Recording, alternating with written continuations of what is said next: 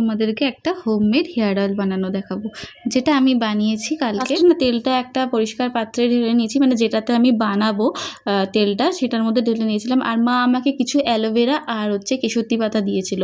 আর আমার বাড়িতেই যেহেতু কারি পাতা গাছ আছে, ওই জন্য আমি কারি পাতাটা বাড়ির থেকে নিয়ে নিয়েছিলাম।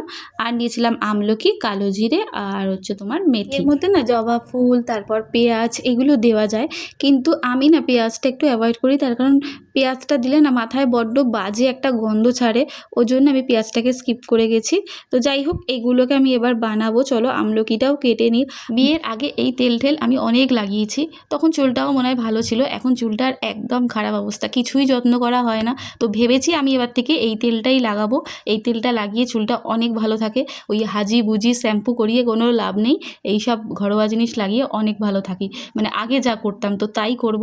তো যাই হোক, তেলটা বসিয়ে দিয়েছি। তেলটা একটু গরম হলে গ্যাসটা সবসময় আস্তে দিয়ে করা উচিত, এই তেলগুলো নাহলে সব পুড়ে যাবে।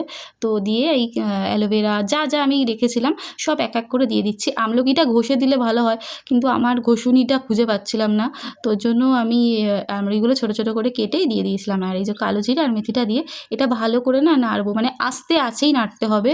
জোরে দিলে এগুলো পুড়ে যাবে, তখন মানে তেলটাও অতটা ভালো হবে না। তো এটা আস্তে আছে ভালো করে নাড়তে হবে। আর এই যে ফুটছিল, জানো তো, এটা তেলটার কালারটা যখন একটু কালো কালো হয়ে যাবে তখন এটা বন্ধ করে ঠান্ডা করে নিয়ে এটা একটা কাপড় দিয়ে ছেঁকে নিতে হবে। কাপড় দিয়ে না ছাকলে এটা দানা দানা থেকে যাবে।